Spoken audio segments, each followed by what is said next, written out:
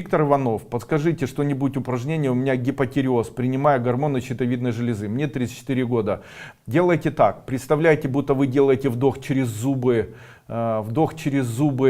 сзади и выдох, так как будто у вас вот здесь щитовидная железа, это горн, кузнечный горн, из которого идет выхлоп горячего дыма и огня. И делаете так, через горб, а спереди представляете, будто вот такой дым с огнем. Если делать так ежедневно на протяжении 1,5-2 месяцев, то можно вас снять в дальнейшем с гормонов щитовидной железы. Но нужно представлять, здесь сразу сколько времени. Лучше всего это делать 3 минуты 1 раз в день утром, 1 раз в день там в обед, 1 раз в день вечером, 1 раз в день перед сном.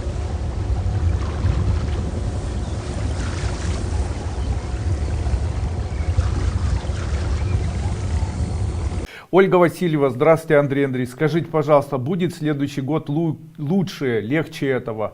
Да, следующий год, несмотря на все предсказания большого количества людей, которые говорят, что следующий год будет плохим, на самом деле будет годом хорошим, он будет посвящен и бизнесу, наладятся отношения России и Украины, наладятся отношения и улучшится материальное благосостояние в Российской Федерации, улучшится экономическое состояние Белоруссии и Украины. В общем, следующий год будет хороший, такой оттепель и теплое, хорошее отношение.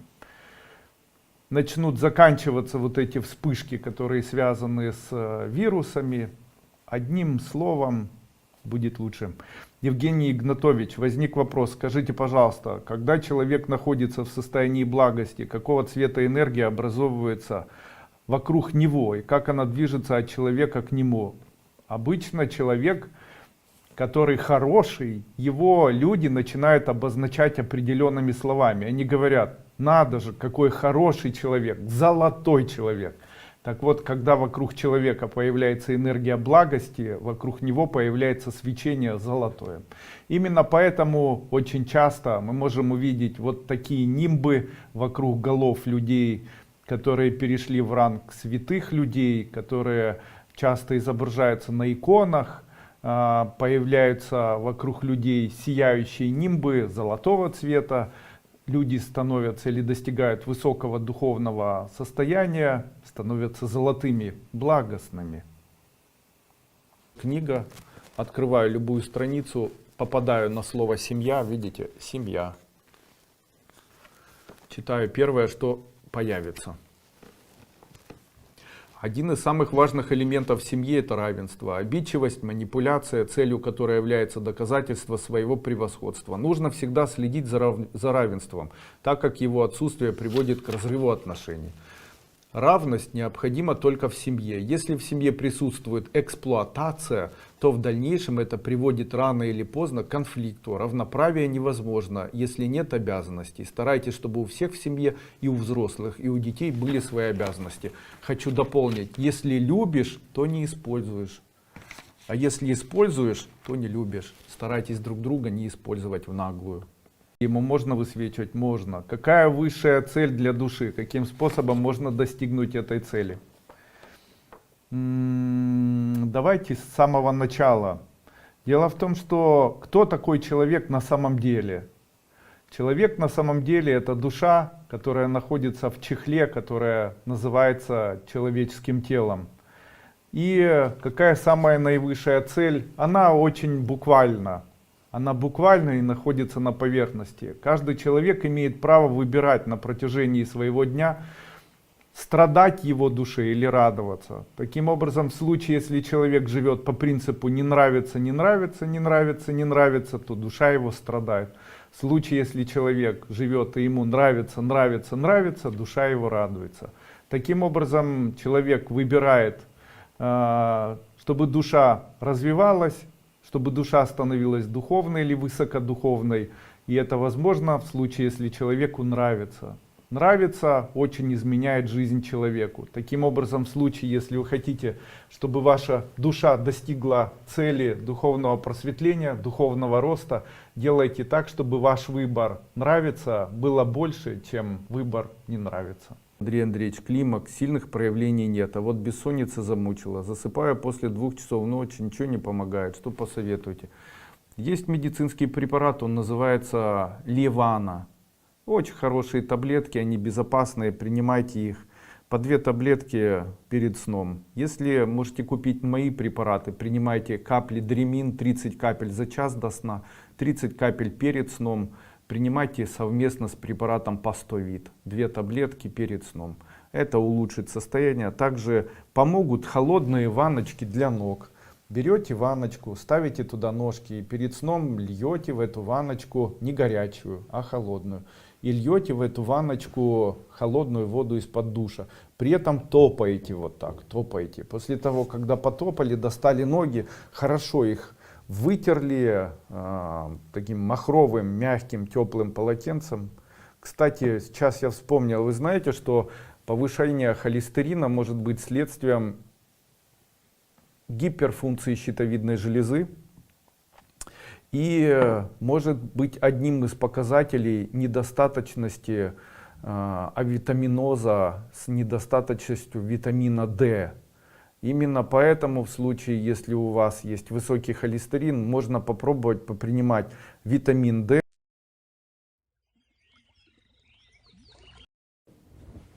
Очень часто женщины совершают ошибку, и эта ошибка заключается в том, что они создают энергетический вирус.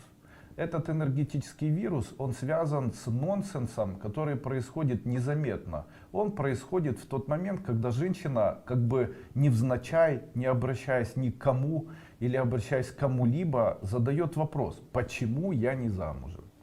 Слово «почему» в этом случае является неинтересным, непонятным и, условно говоря, непонятно, кто должен на этот вопрос ответить.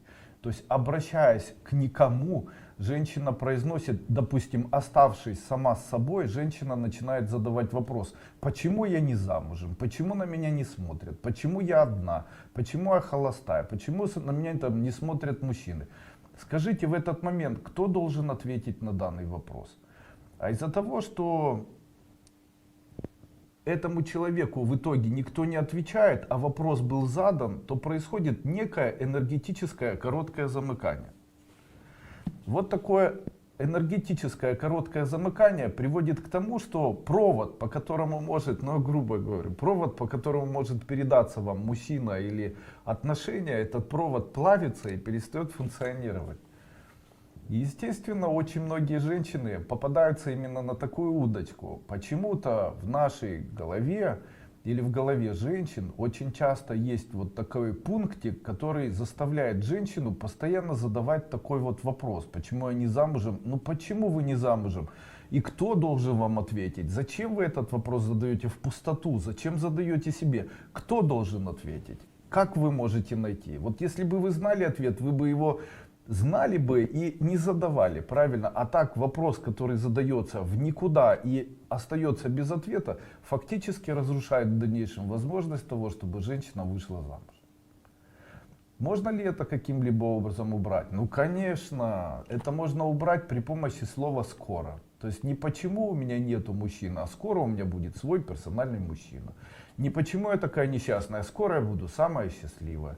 Не почему у меня что-то не получается или почему я одинока, а скоро я буду не одинока. Таким образом, слово «скоро» медленно, но уверенно ремонтирует те короткие замыкания и оплавления, которые возникают в судьбе такого человека, мешая этому человеку в дальнейшем быть счастливым человеком.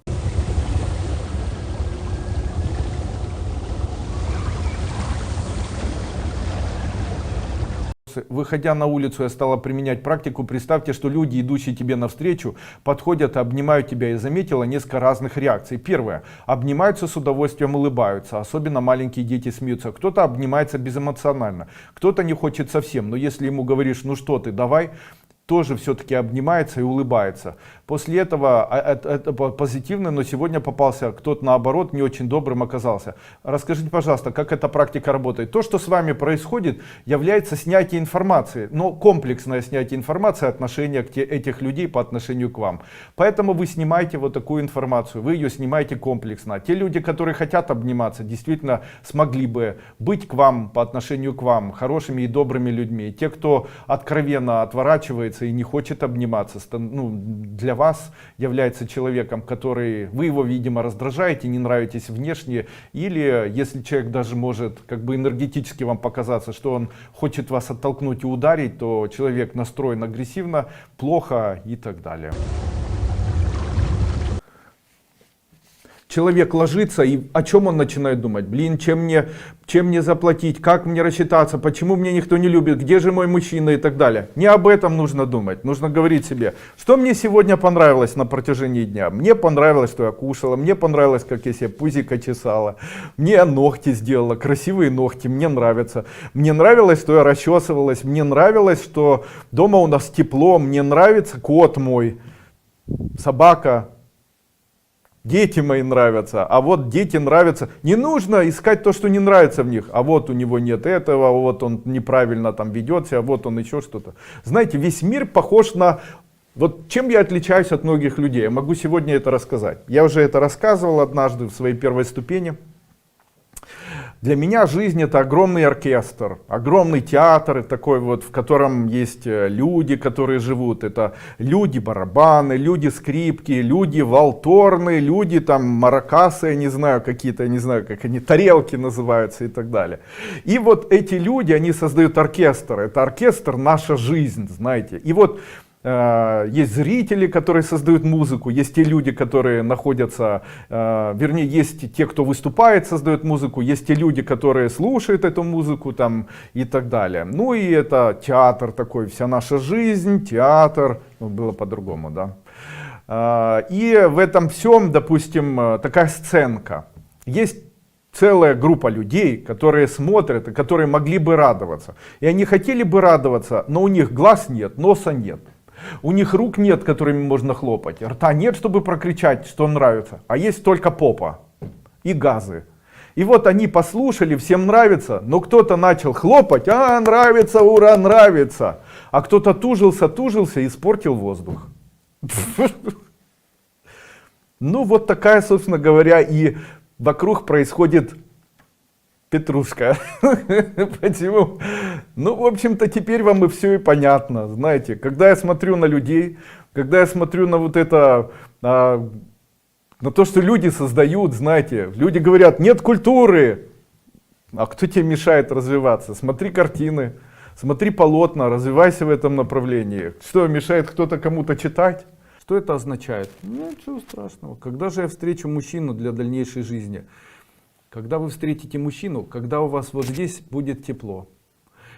Ищите не мужчину, а ищите тепло. Я говорю вам серьезно. Тепло в груди. Находите его и умножайте. Как его необходимо находить? Я там счастлива, я радуюсь, мне приятно. Вот чем больше вот этого тепла, тем красивее женщина. Начинайте вокруг себя видеть прекрасное. Если женщина видит прекрасное вокруг себя, то окружающим она кажется самой красивой. Именно поэтому, если все вокруг вас заставляет вас страдать, то найти потом мужчину будет очень сложно. Почему мужчина любит женщину? Если женщина видит вокруг себя все прекрасное, то она становится красивее. И мужчина эту красоту в ней видит. Мужчина видит красоту мира через красоту своей женщины, глядя ей прямо в глаза. Ну что? Каждый из нас в тот момент, когда он разочаровывается, в тот момент, когда он недоволен своей судьбой, в тот момент, когда человек говорит о том, что как же меня эта жизнь задолбала, в тот момент, когда говорит, мне это все осточертело, я очень огорчен, он фактически предает Бога. Люди не должны предавать Бога. Потому что Бог тот, кто дал для них жизнь, для того, чтобы они ее считали как ценность или их драгоценность. и придавая вот такую судьбу свою или жизнь, говоря слова, что все, как мне это задолбало, сколько может, не хочу больше, зачем это все нужно и так далее. Человек предает не кого-либо, не себя и не близких, он предает Бога. А скажите, если человек другого человека, предателя, воспринимает плохо, то может ли гипотетически Бог воспринимать человека, предателя, плохо? Да, а если предательство многократное? Вот ваш сын, вы представляете, вы вложили в него часть себя. И когда он родился, вы глядели на него и говорили: какой же ты хороший, какой милый, будь счастливым. А потом этот сын начинает расти, и у него что-то получается, что-то не получается, и вы не имеете возможности с ним постоянно общаться, находитесь на большом расстоянии. И в тот момент, когда он каким-то образом с вами начинает контачить, то этот сын говорит: как же мне это задолбало, нафига ты меня родил, вот зачем ты это сделал, и мне здесь плохо, ты все создал, и это все плохо, ты вообще виноват во всем. Скажите, вам было бы приятно или нет, когда собственное дитя из вашей плоти и крови вам будет говорить о том, что вы какашка, и то, что вы для них создали, это самая большая глупость. Это же является предательством. Уважаемые господа люди, как бы вам ни было в жизни, старайтесь максимально в своей жизни не разочаровываться. Потому что это является предательством, и потом это является эзотерической практикой, которая так ломает вашу судьбу, что в дальнейшем ее собрать необходимо будет метлой. А вы как хрустальный бокал, который бьется об землю, и после этого его собирать необходимо долго-долго. Именно поэтому грех жаловаться на судьбу, грех говорить о том, какая она у вас плохая, грех считать, что ваша судьба не удалась, грех. Почему? Жизнь — драгоценность. Люди, которые живут в этой жизни, считая ее драгоценностью, получают хорошую оправу в виде великолепной, красивой судьбы. Вот так. Вот такая философия.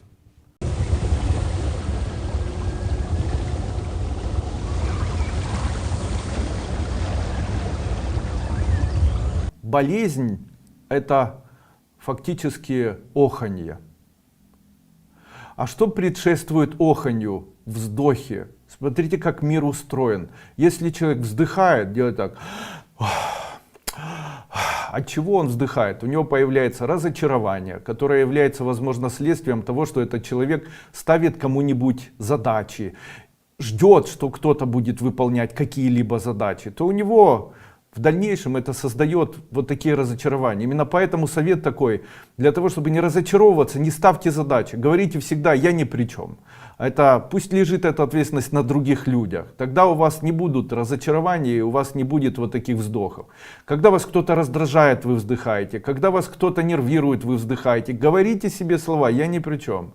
Это не ваша проблема, серьезно. Так вот, чем чаще человек вздыхает на протяжении своей жизни, смотрите, когда вздыхаем, это то же самое, что стонать от боли в дальнейшем. Это та же самая физиологическая особенность.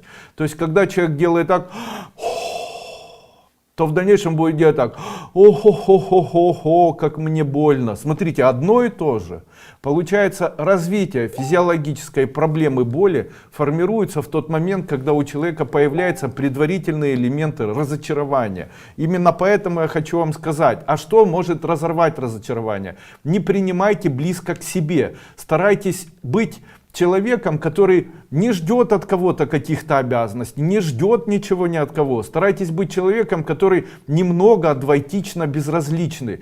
То есть, если человек говорит: я не сделал это, говорите: ну ничего страшного, я ни при чем, это ж ты не сделал. Или там: у меня не получается, ну бывает и так, я ни при чем. Старайтесь оберегать себя от разочарований. Старайтесь не страдать, старайтесь не накручивать, старайтесь отвлекаться, старайтесь медитировать на слово «я ни при чем». Таким образом вы сможете избавиться от этих охов, чтобы они в дальнейшем не превратились в ахи и страшнейшие проблемы. Конечно же, если противоборство, конечно же, есть. В свое время я говорил, что необходимо перейти на сторону людей восхищающихся. Нужно быть человеком, который старается восхищаться. Наоборот, восхищайтесь, говорите слово «ах» на вдохе, говорите ах, мне нравится моя жизнь, я сегодня кушала, я в одежде, мне нравится то, что я живу, мне нравится. Ведь Бог создал людей для того, чтобы им нравилась эта жизнь, иначе зачем?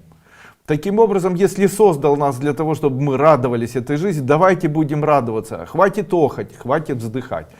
Конечно, вспомнилась еще одна такая пословица с ахами и вздохами. Есть русская народная пословица, я ее могу не очень правильно сказать, из-за, там, может быть, недостаточно хорошей памяти, но она звучит где-то так. Ахай в молодости, чтобы в старости не охать. Вот. В эзотерике считается, что в случае, если человек что-то сделал, за что его мучает совесть, то вот эта совесть, которая мучает, создает вот такой кашель. Ну, это выглядит так. Допустим, я отец большого семейства, у меня очень много работы, я приезжаю домой, смотрю на своих детей и понимаю, что меня мучает совесть, потому что я им мало уделяю внимания, а нужно было бы больше уделять внимания. И вот я себе говорю, что вот нужно уделять внимание, и меня начинает за это мучить совесть. Или я как-то поступил неправильно к кому-то. Ну, каждый плохой поступок имеет под собой вполне обоснованные хорошие намерения. Ну и с совестью потом необходимо справляться, она начинает мучить. Так вот, если это сконцентрированная боль такая совести, то это может создавать вот такие процессы кашля. Кто-то писал, у меня не получается зарабатывать деньги. Начните не зарабатывать, начните с семьи. Перестаньте раздражаться, говорите себе, я добрый человек, я служу доброму Богу. И в тот момент, когда будет рядом с вами человек орущий, знайте, ему нужна любовь. Как сделать так, чтобы человек перестал на вас орать? Когда он ляжет спать или ляжет в кровать, не обижайтесь на него, подойдите к нему и долго гладьте его по ноге. Говорите, ты мой зайчик, у нас все будет хорошо, я тебя обожаю, ты мой самый золотой, независимо, я тебя никому не отдам. Мы такие друг друга любящие, у нас всякое бывает. Помнишь, мы говорили и в радости, и в горе все время вместе, понимаете? Человек, который кричит, ему любовь нужна, а взамен что он получает? На него фыркают, обижаются, разворачиваются и уходят. А где любовь? А где же любовь? Мы ему виртуально ее дарим. Не надо виртуально, она никому не нужна. Лучше есть яблоки сейчас, чем вспоминать самый прекрасный стол в прошлом. Чем будешь сыт? Будешь сыт настоящим яблоком. И как бы ты ни представлял, будто ты находишься где-либо за праздничным столом, и сколько бы там прекрасных яств в прошлом не подавали, никогда не наешься. И такое яблочко может быть полезнее, чем самые прекрасные воспоминания. Так и с этой виртуальной любовью. Не нужна она виртуальная, нужна вербальная. То есть подходите и гладите. Почему? Это самое важное. Там, где находится такой предмет, будет ваша доминация. Допустим, вы пришли в коллектив, поставьте такой предмет тришула, и заряжать его никак не нужно. Это символ вашей власти. То есть, если у вас есть, допустим, назначение, вы не хотите, чтобы у вас влияние было больше, то поставьте такой предмет где-нибудь, и вас уже с этой должности не сместят, и вы сможете продвигаться по должности. Заряжать его никак не нужно. Пурба, да? Сейчас я пурбу найду. Ваджра. Как ее заряжать, необходимо взять в руку и представить, будто в середине здесь появилось солнышко, а из левой части и с правой появилось два огненных сияющих луча. После этого необходимо поднять вверх и все. Для чего это необходимо делать? Если положить ваджру где-либо, то это будет создавать процесс огня. То есть будет подогревать ваши чувства в лучшую сторону, будут изменять отношения в вашу сторону лучше. То есть, если положить в семье, все мирятся. В случае, если положить на работе, все хорошо к вам относятся. Если во время медитации держать в руке или положить где-то рядом с собой, держать не обязательно, то тогда действие мантры, действие влияния каких-либо магических пасов и всего остального во многократно увеличивается. Какая мантра, которая может увеличивать, это Ом Мара Мара Бимана Карам Махазавахум. Ом Мара Мара Бимана Карам Махазавахум, или просто Ом Ваджрахум. То есть убираю зло с помощью мантры Ваджры. женщина фактически очень много ошибок совершает в тот момент, когда она хочет выйти замуж. Один из ключевых элементов: женщины не воспринимают некоторых моментов. Один из ключевых моментов заключается в том, что женщины не понимают, что мужчины очень практичны. В целом мужчина — это практичное существо. Я, наверное, открою для некоторых женщин секрет. Он заключается вот в чем. Женщина может влюбиться. Она может после интимной близости с мужчиной пойти за ним на край света, после этого положить себя на алтарь, даже мужчине, у которого там нет денег. Главное, как говорила одна моя знакомая, чтобы у него глаза блестели. А глаза могут блестеть даже у человека, который болеет шизофренией или невротическими расстройствами. И часто женщины просто не понимают, что мужчины совершенно по-другому воспринимают их. Каким образом они воспринимают? Ну, первый элемент звучит так. Мужчина воспринимает женщину как некий товар. Я говорю это серьезно. Как некий товар. Не напрасно. Пусть это звучит гадко и очень некрасиво, но я попробую все-таки эту тему дальше развить. Когда мужчина рассматривает женщину, то она для него некий товар, который можно... Вот смотрите, мужчина покупает автомобиль, и когда смотрит на него, он понимает, что его нужно заправлять, и начинает думать, есть ли у него деньги на заправку, есть ли деньги поменять резину, где он ее будет ставить и так далее. И начинает выбирать. То есть он говорит, да, Mercedes мне не подходит, мне подходит более простой класс автомобилей, и начинает рассматривать более простой класс автомобиля. Также и с женщиной. Что является основным критерием продажи женщины? Основным критерием продажи женщины, как бы для самой женщины или в глазах мужчины, является ее восприятие себя. То есть что для женщины считается важным или главным в себе. Женщина должна в какой-то момент просто сама для себя расставить приоритеты свои и сказать, чем она может быть практично нужна мужчине, с которым она собирается жить. То есть это жизнь, которая поможет этому человеку сделать что? Видеть красоту волос, или видеть красоту глаз, или видеть общую красоту. Или она может этому человеку помогать в чем-то, или быть доброй, или в чем ее качество, где ее преимущество, в чем ее уникальная особенность или способность. В случае, если женщина просыпается и начинает говорить там, я недостаточно полная, я недостаточно худая, я недостаточно молодая, я очень взрослая, там, ну о чем мне еще разговаривать, там, главная моя задача это дети. Ну и после этого смотришь на такого человека и начинаешь понимать, может ли женщина ответить сама на вопрос, который звучит так: для чего она нужна мужчине, с которым она собирается жить? Вот в тот момент, когда женщина может четко ответить, в чем ее преимущество или что является ее товаром, в этот момент она сможет найти мужчину для себя. То есть преподносить в момент знакомства мужчине необходимо самые лучшие свои качества или самые лучшие свои стороны. Вы представляете? Именно поэтому в случае, если женщина преподносит самые лучшие свои стороны, это является одним из элементов успеха.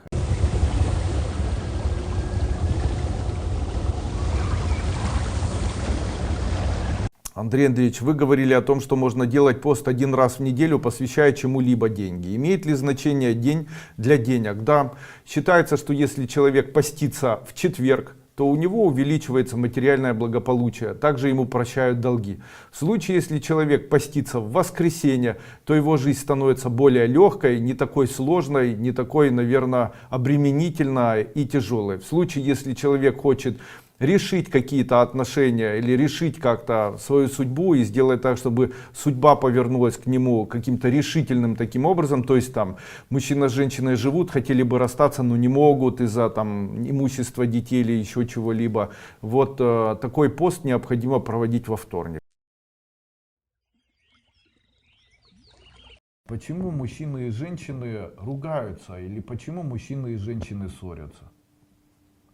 Что они хотят вообще? Что они хотят? Что они все время друг другу доказывают. кто главный и так далее. Я хочу вам сказать, мужчина, женщины ругаются. Чего хотят женщины, нужно сказать. Женщины хотят только одного. Если бы все мужчины приняли бы это для себя, и в дальнейшем бы для себя это использовали, а я своих детей, мальчика, вот одного и второго, пытаюсь этому обучить, я говорю, что всегда знайте, что женщина хочет только одного. Женщина хочет только одного, чтобы мужчина, несмотря на свое настроение, несмотря на то, как он себя чувствует, ведет, и даже то, что видит, всегда восхищался красотой той женщины, на которую он смотрит. Это единственное, что хочет женщина. Если не восхищаться ее красотой, не надо ей говорить «люблю», нужно восхищаться ее красотой. Говорю, ой, какие красивые волосы, и какие красивые глазки, и ты сегодня особенно красивая, и какая же ты красивая, особенно сейчас, и как же ты красиво лежишь, и как же ты красиво разговариваешь, такая ты у меня красивая. Если ох, какая же ты особенная. И ты такая прекрасная, как весна. И такая весна, и ты в этой весне такая романтическая. То есть, если мужчина восхищается красотой женщины, ей больше ничего не нужно. Тогда можно петь песню «Был бы милый рядом, и больше ничего не надо». А мужчина, вы представляете? А мужчина хочет, чтобы восхищались его поступками. Ой, какой ты молодец, и принес денежки, и мы так ждали этих денежек, и ты такой молодец там поремонтировал, и мы так любим тебя за то, что ты такой вот молодец, и кушать ты вкусно нам приготовил, и там... Если женщина восхищается поступками, то мужчина восхищается красотой женщины. Если первое и второе имеется, эта семья будет всегда великолепной. Часто у человека появляется чувство тревожности, раздражительность. Мы же люди, мы как пылесосы. То есть мы заходим в YouTube или начинаем заниматься соцсетями, и у нас начинает появляться раздражение, неудовлетворенность. И это вечные импульсы. Вот эти импульсы, они приводят человека к тому, что он становится бедным. Если у человека очень много хороших, теплых импульсов, то богатым. Доказательства. Смотрите. Бедный очень человек, страдающий человек. Очень богатый, не страдающий, радующийся. Почему? А чем ему страдать-то? Ему не нужно добиваться, ему не нужно бежать, ему не нужно без конца с кем-то воевать, доказывать. Даже всю тяжелую работу вместо него делают другие люди. Тогда чем же они отличаются? У одного здесь очень много хорошего, у другого здесь очень мало хорошего. И вот это хорошее, но на протяжении дня постоянно есть. То есть он рад, ему тепло, он не переживает и так далее. Это очень частое явление. Я не мог найти это явление. Вот я вам хочу сказать, оно вот здесь. Вот если вы сосредоточитесь, и на протяжении дня вам будет чаще хорошо, чем чаще плохо, то тогда вы автоматически, независимо от того, читаете вы коды мантры или еще что-то, будете лучше. Отодвиньте коды мантры и поживите так, чтобы сосредоточиться на моментах радостных. Я еще такая молодая, еще такая красивая. Ой, какая вкусная еда. Пойду погуляю. Какие приятные, красивые дни. Какая красивая у меня одежда. Как мне тепло. Надо же, поглажу кошечку, вышью там что-нибудь. Ну, находите для себя состояние, при котором можно концентрированно ощущать состояние радостное. И ваши вопросы с деньгами 100% решатся. Недавно у меня была встреча с интересным человеком, его зовут Виталий.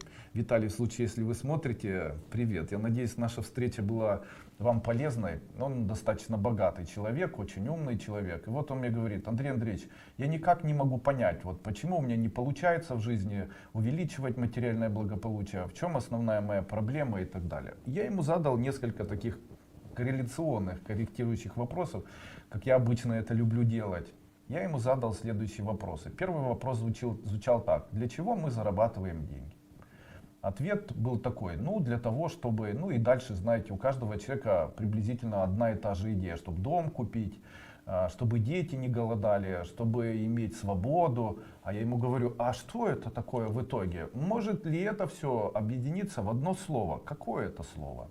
Он говорит: это слово не знаю. Я говорю: давай я тебе это слово скажу. Это слово комфорт. То есть каждый человек ищет возможности комфорта. То есть человек стремится к комфорту. Вы представляете, все пути зарабатывание денег, там, что бы человек ни делал, он это делает ради комфорта. Комфорта своего внутреннего, комфорта своего тела, комфорта своей души, комфорта своей головы, я не знаю, комфорта вокруг себя. То есть обычно все, что мы делаем, это все делается заради комфорта.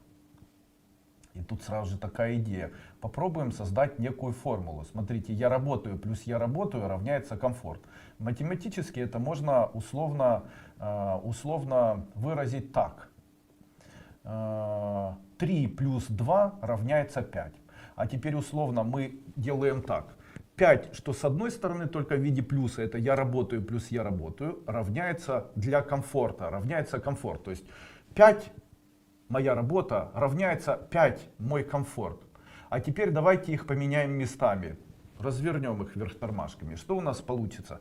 У нас получится комфорт равняется работаю. И что будет? Смотрите, как смешно это все выглядит. Смотрите, я работаю, чтобы зарабатывать деньги. А для чего я зарабатываю деньги? Чтобы получить комфорт. А теперь гипотетически предположим, что мы формулу поменяли вверх тормашками. И у нас получится 5 с другой стороны, а с правой стороны равняется 3 плюс 2. И вот что происходит. Допустим, 3 плюс 2 это $3000 плюс $2000. А здесь много комфорта, который мы смогли получить за эти деньги. И сейчас смотрите, а в случае, если гипотетически человек начнет увеличивать свое состояние комфорта, и он начнет это делать, начиная из середины себя. То есть он начнет находить в себе, в середине себя состояние, при котором он перестанет злиться на окружающих людей, перестанет нервничать на окружающих людей и начнет находить комфорт. Не торопиться вставать, там, радовать себя тем, что там поел вкусно, не торопиться там ругаться, находить возможности там полежать, находить возможности отдыхать, слушать музыку приятную, не изматывать себя. И получится вот что. Оказывается, что тайная формула тех же денег может выглядеть так. Путем увеличения своего внутреннего и внешнего комфорта можно увеличить естественное поступление в нашу жизнь большого количества материального благополучия. В одном из углов разместите сушеный красный перец. Тогда все будут работать и исчезнет лень в семье. Возьмите сушеный красный перец в стручках, пробейте его, сделайте из него вот такой вот, как это называется, бусы и повесьте куда-нибудь в угол. В случае, если повесите, все, кто в семье будет находиться, дети захотят учиться, взрослые захотят работать. Но существует еще и обряд такой. Если взять и сделать черную куклу без глаз и носа, и на шее ее одеть вот этот красный перец, и положить это в спальне в угол, любой абсолютно, тогда на вашего мужа и на вас никто и никогда не сможет сделать никакой абсолютно приворот. Это было интересно? Думаю, да. Как осветить пространство для хорошего строительства своего дома? Итак, обряд из Васу-шастра. Выройте ямку в субботу и налейте туда горчичного масла. После этого 4 субботы подряд приходите и лейте в эту ямку полстакана молока и бросайте цветы календулы. С просьбой складывайте руки и говорите: я прошу благословить строительство дома, пусть дом будет хороший, пусть устранятся любые помехи, устранятся там и то-то, то-то. Вот у вас есть земля, допустим, вы вырыли маленькую ямку, подошли туда, налили горчичное масло. После этого сделали это в субботу, утром. После этого каждую субботу приходите и 4 субботы подряд наливаете туда полстакана молока обычного, пастеризованного, можно из-под коровы, там любое все равно. И бросайте туда сушеную календулу и говорите: пусть дом построится без проблем, пусть на это хватит денег, пусть все идет хорошо и так далее. Гарантирую, что будет идти все как по маслу. Почему? Вот 100% знаю. Почему? Уже так делал. Дальше. Что такое осень? Это депрессняк. Для того, чтобы осенью не было депрессии, человеку необходимо на протяжении дня кушать увеличить количество приема жирной пищи. Это прямо вот 100% работает. Не любите, не можете, есть много таких людей. Пейте натощак, нет, не натощак, а во время всего дня по 1 столовой ложке оливкового масла. Или съедайте на ночь 1 столовую ложку сливочного масла. увеличьте количество жиров, они успокаивают. Не можете жиры, омега-3 принимайте, или там рыбий жир, или еще что-то.